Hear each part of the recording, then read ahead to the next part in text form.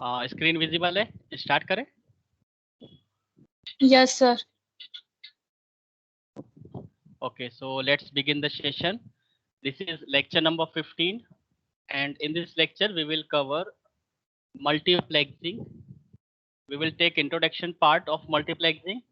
We will understand the terms multiplexing. Then we will get to know why multiplexing is required, how it perform over the signal, and how many types of multiplexing techniques are there. So let's understand one by one.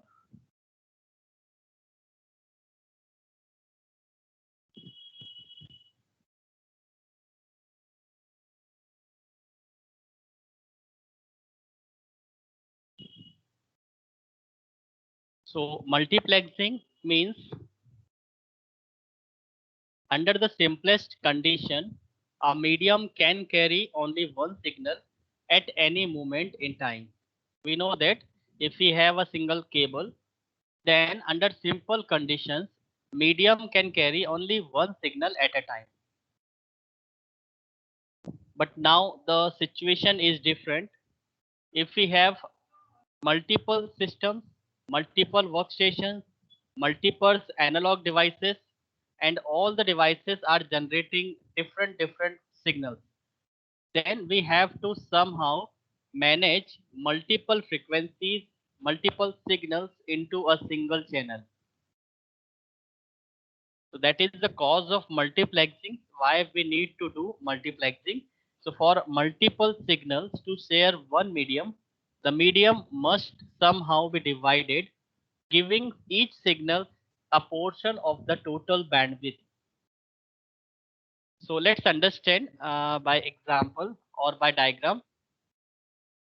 Multiplexing is a technique which accept number of inputs, you can say n inputs, and converted into a single channel, converted into a single multiplexed signal. So there is an input coming from different systems. There is a multiplexer device which accepting n inputs and input signal, and after converting it design a multiplexed single signal, right? So this is the cable structure which connected between two devices, mux and demux. A cable which are connected between two devices, their capacity of n channels are there. That means a physical cable can contain multiple channels, and each channel can carry a fixed frequency band. Now these frequency bands reaches to the demultiplexer, and it is the opposite working of multiplexer. Like if multiplexer is a device which accepts an input and convert it into a single output, in the same way demultiplexer device is also there at the other side. It will accept single input and convert it into an output line.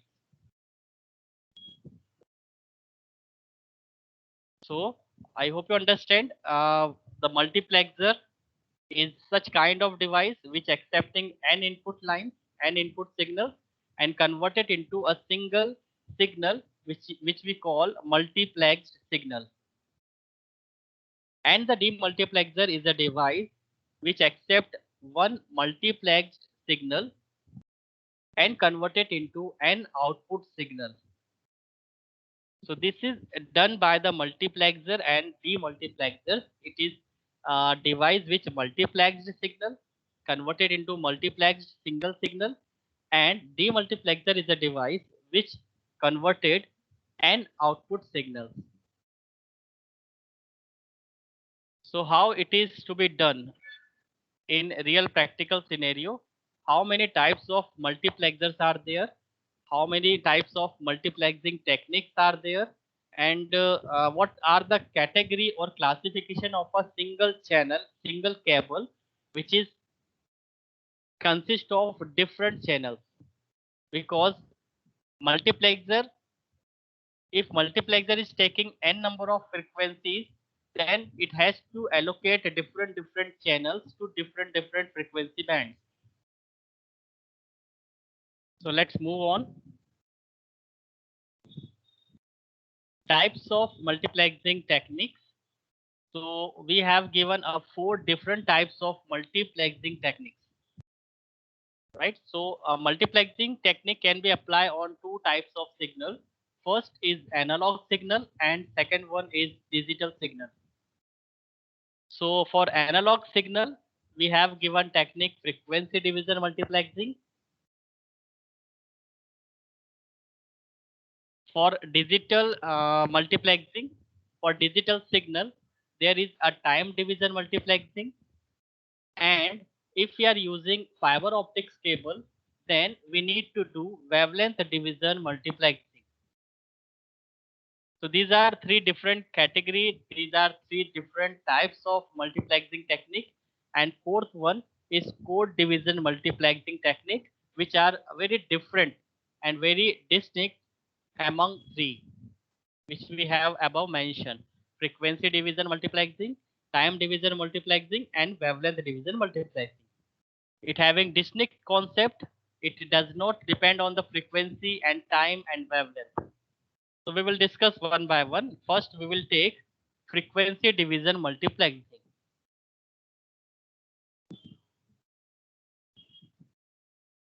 Frequency division multiplexing. That means if we are divided channels in different frequencies, that means we have a single channel, we have a single cable, and a single cable can be divided into different channels, and every channel carried a particular frequency.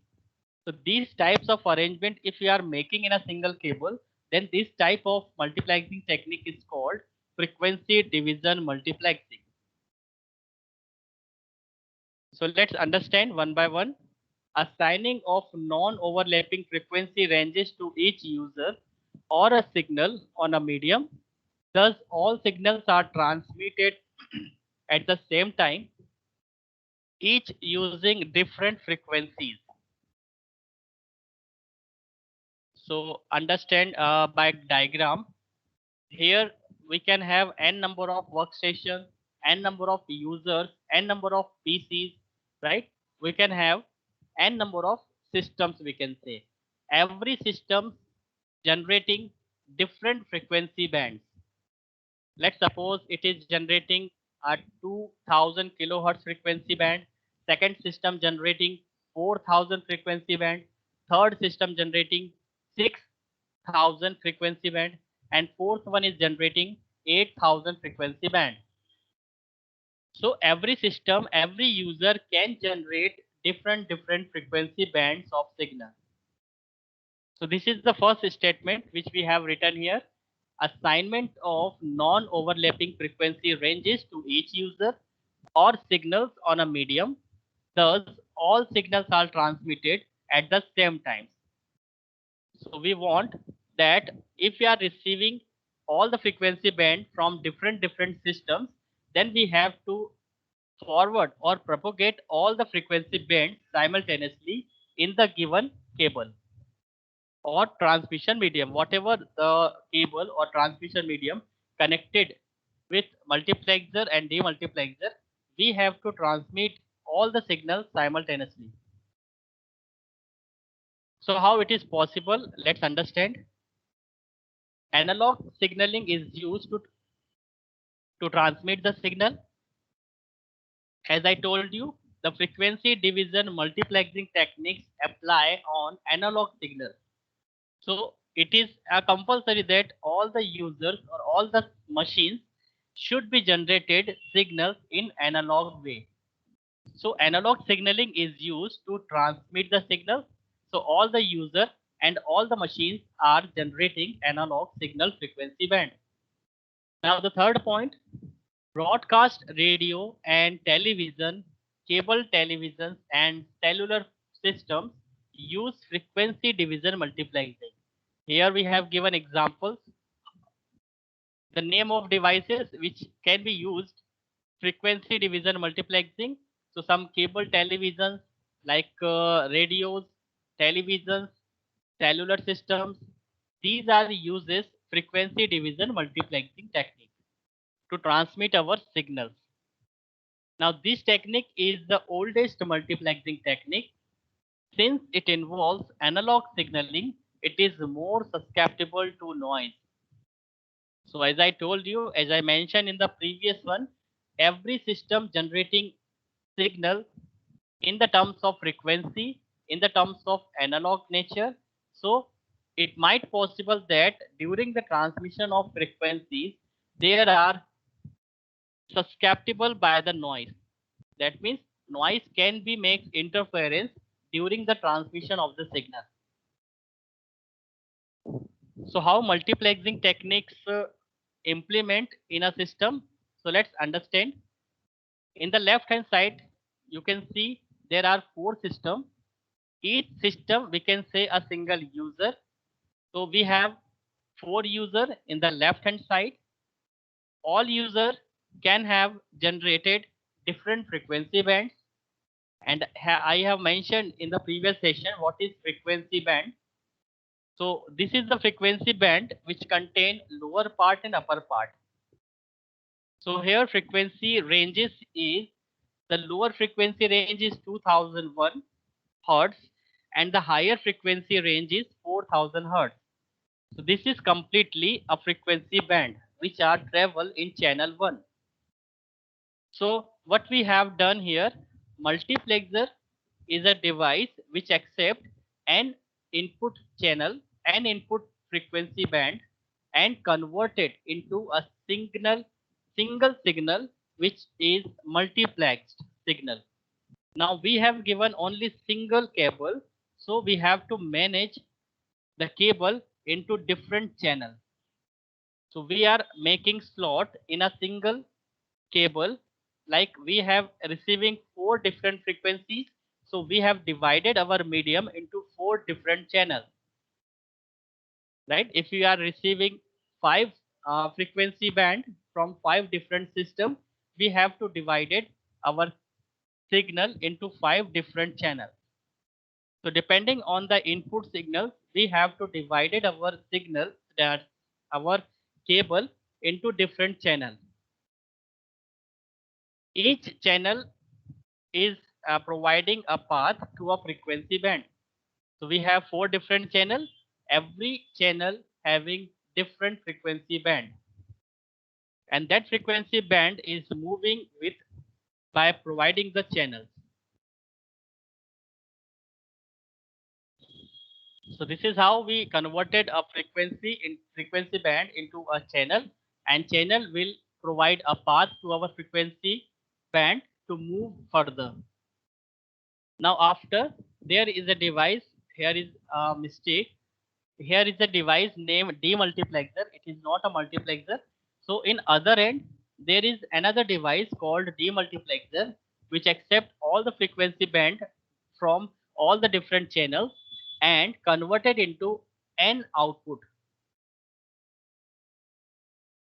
So 2001 to 4000 kilohertz, this is the frequency band which will be transferred by demultiplexer to first device or first user. Similarly, 4001 to 6000 hertz, this is the frequency band transferred by demultiplexer to different user, that is the second user. Similarly, it will be transferred to the third user and fourth user. So in this way, an user can communicate by an user. But the concept used here, frequency division multiplexing. So you have to remember that in frequency division multiplexing, we have to divide our cable into different channels, and every channel there is a path, and we provide path to our frequency band to move further.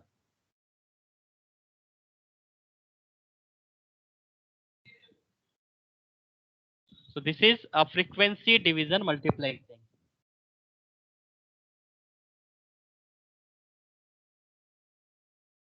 Second technique is time division multiplexing. Sharing of the signal is accomplished by dividing available transmission time on a medium among users. Digital signaling is used exclusively. So as I told you, time division multiplexing technique always used in digital way, because if you want to send a digital signal from one system to other system, the technique which is used to deliver this kind of data is called time division multiplexing. Now how it works? So again, there is a number of users. Every user allotted a time, and in that time a system can load the data into a cable or a transmission medium. All the system cannot overload data or load the data simultaneously in a transmission medium. That has to be keep in mind. In frequency division multiplexing, all the frequency bands move in a single cable, single transmission medium.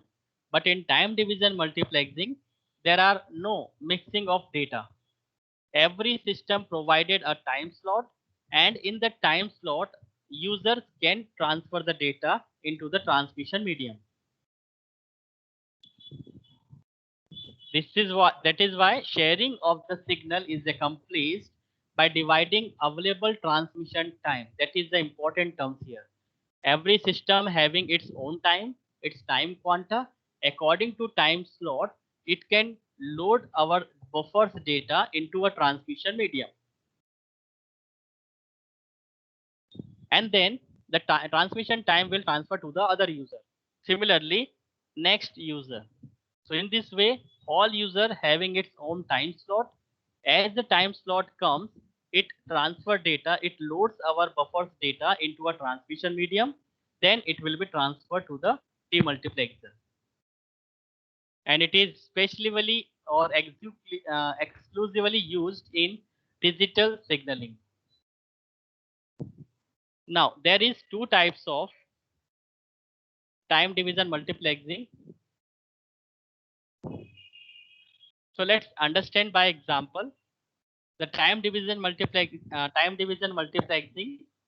Again, we have a four user 1, user 2, user 3, and user 4. But remember, every user we have assigning a time slot. Suppose we have given a 5-minute to each user. So in 5 minutes, if user 1 turn comes, then user 1 can transfer data into a transmission medium. So here is a data bits called 1. It is the data bit transferred by user number 1. Now the time slot gets off and the second user comes into the picture, and in its time slot it transfer its own data. Let's suppose there is a data of unit 2. So 1 shows it is a data of system 1 or user 1. Here is 2, second bit, that is the data of second user. Third is the data of third user, and fourth is the data of fourth user.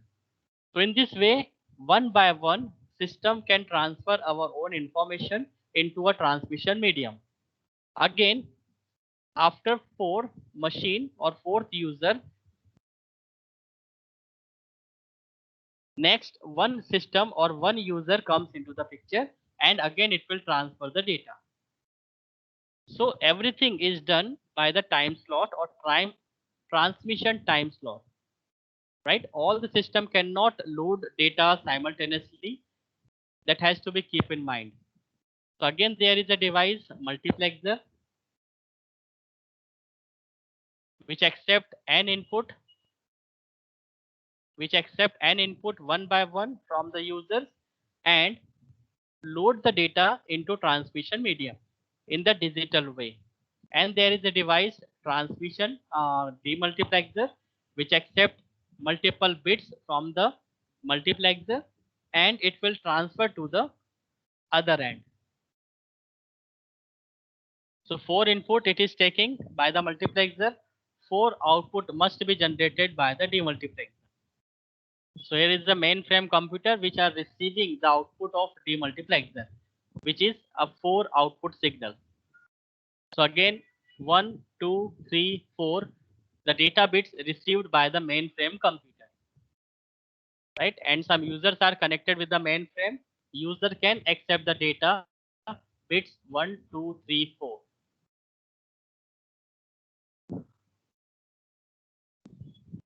So this is how the time division multiplexing take place in digital signaling.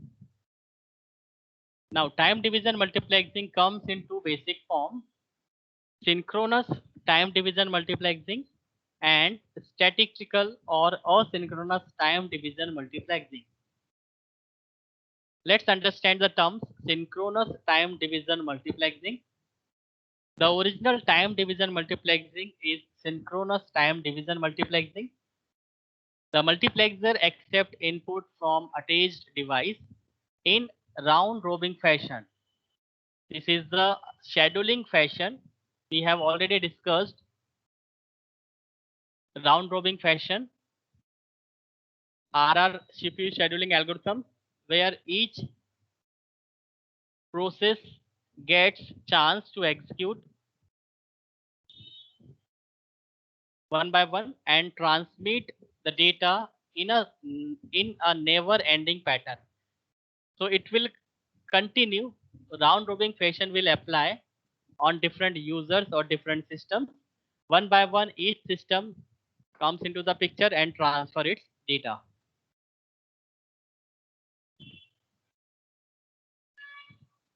But in asynchronous, there is no fashion at all.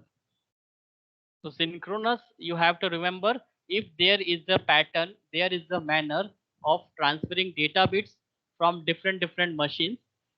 There is a round robin fashion available. But in asynchronous transmission, asynchronous time division multiplexing, there is no such kind of fashion.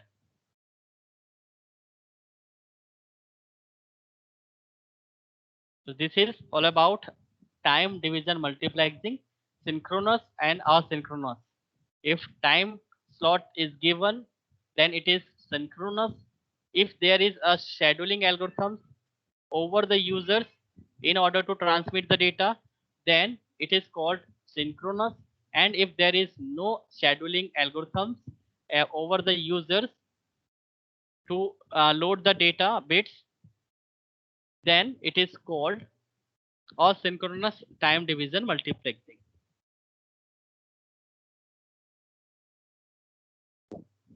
Now move to the next, wavelength division multiplexing, WDM. So as I told you that if there is a Ethernet and the network is created by using fiber optics cable, then fiber optics cable transmit the data from one location to other location in the form of light. And we know that a white light contains different colors, and every color having its own frequency and own wavelength. So wavelength division multiplexing is a technique which is which uses the color as a physical property of light.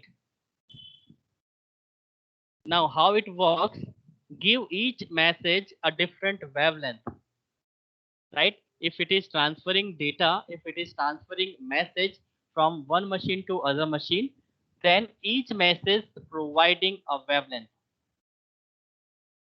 So wavelength division multiplexing, first of all, it provides a wavelength to each message. Easy to do with fiber optics and optical resources. Dense wavelength division multiplexing multiplexes multiple data streams into a single fiber optics line. So again, in the transmission medium, we have given a single fiber optics cable, and in the fiber optics cable, we can transfer multiple color of lights because each color having different frequency and different wavelength. So in this way, we have divided our transmission medium into wavelength. Like in the frequency division multiplexing, we have divided our transmission medium into different channels, and each channel carried a specific frequency band.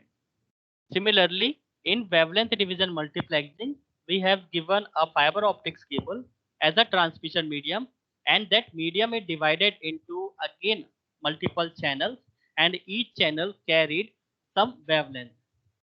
So we are assigning one channel to one wavelength. In this way, we can transmit number of wavelengths to a number of channels.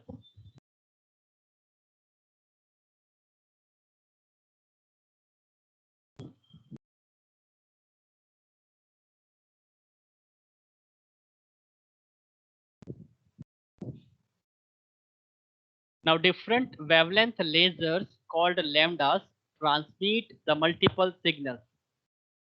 As I told you just, every color having different wavelength. The yellow color having its own wavelength because it's having own frequency. Red color having its own wavelength, it's having own frequency. So different colors are there which can be traveled in the fiber optics cable, and every color having its own lambdas, that is the symbol of wavelength. So in order to provide different colors, we will use different lasers, right?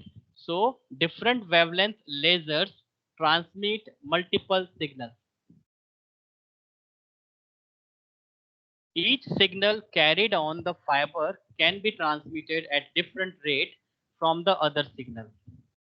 So this diagrams tells us how wavelength division multiplexing takes place in order to transmit the optical signal from one to other end.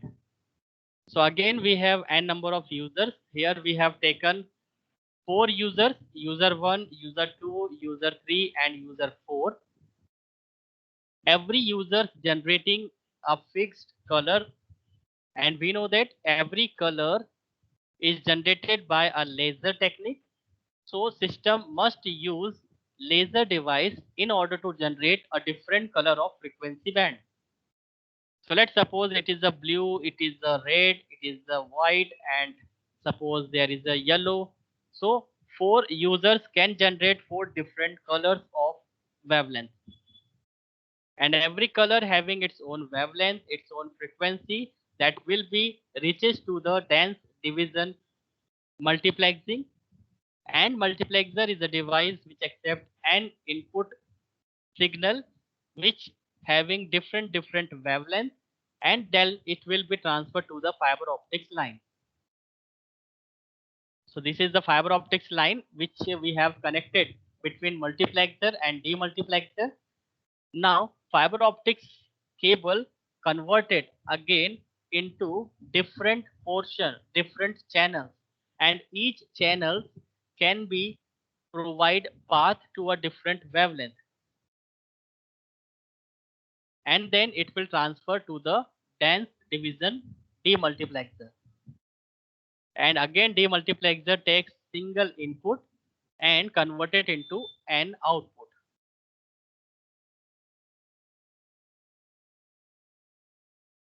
So this is the way how to perform dense wavelength division multiplexing. Now fourth one is very different. It is not based on the frequency, it is not based on the time division, and it is not based on the wavelength. So code division multiplexing is what? It is also known as code division multiple access, CDMA. Actually, it is a protocol which implement the technique of code division multiplexing technique. Advanced technique that allow multiple devices to transmit on the same frequencies at the same time using different codes. So every signals assign a code that is a unique for a signal, and we are giving to the multiplexer device. So at the same time, same frequency with a different code, we are assigning to the multiplexer. used for mobile communication. It is always used in mobile communication. An advanced technique that allows multiple devices to transmit on the same frequency at the same time. Now, this is the strength of code division multiplexing, because we have seen earlier that frequency division multiplexing is the limitation. It has the limitations. It is totally based on frequencies. In the time division multiplexing, there is again a limitation. It is based on time. But code division multiplexing, it is not limited to the frequency and the time. At the same time, same frequency can be transferred by a unique code. So there is a special code known as orthogonal code, which having some bit sequences, and that bit sequences may be 64-bit code, 32-bit code, 128-bit code, which is unique for each message. It is called chip spreading code because we are using a binary sequences of zeros and one, and if you count that 0 and 1, it will be counted like 64-bit of code, and this is very tough to hack this code, 64-bit of orthogonal code. So that code is generated by a machine, and that code is unique for each message and each user. That's how the different user can transmit the data with the same frequency and the same time. So each mobile device is assigned a unique 64-bit code. So that is the major concept of code division multiplexing, how code division multiplexing take place. To send a binary 1, mobile device transmit the unique code. To send binary 0, mobile device transmit the inverse of the code. So in the last two lines, there is the nature of orthogonal code. At the receiver side, that orthogonal code always becomes 0. This type of calculations made by the receivers, that always the orthogonal code becomes 0 and the original message received by the user. So this is how code division multiplexing techniques comes into the picture in order to transmit the data or message from one user to different user. So here the transmission medium divided into code. That's why the technique called code division multiplexing technique. Here transmission medium divided into different wavelengths. That's why this technique is called wavelength division multiplexing technique.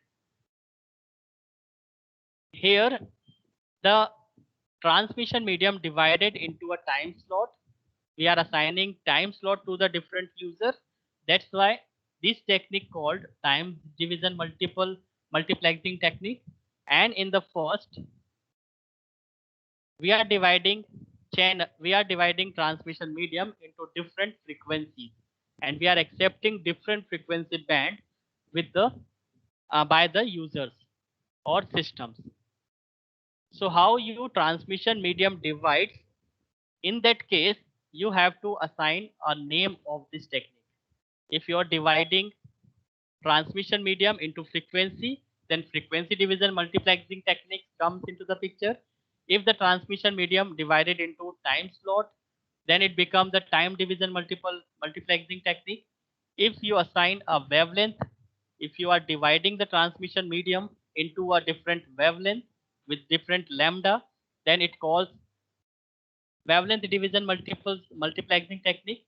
And if you are dividing transmission medium into a different code, that is orthogonal code, which is nothing just a combination of 64 binary sequences, and you want to transfer your data by attaching that orthogonal code and transfer the data from source machine, and in the receiver machine that orthogonal code will remove and accept the original signal or original message. So in this way you can transmit you can divide the transmission medium into different codes.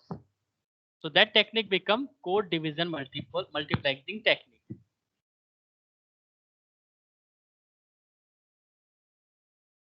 So this is all about today's lecture content. We were discussing about multiplexing and different types of multiplexing, and we understand diagram wise how frequency division multiplexing take place, how time division multiplexing take place, and how wavelength division multiplexing take place, and finally we have seen how code division multiplexing technique take place. Now in the next session, we will move in the theory portion and we'll take next topic. Till now, if you have any doubt, you can ask a question and clear your doubt.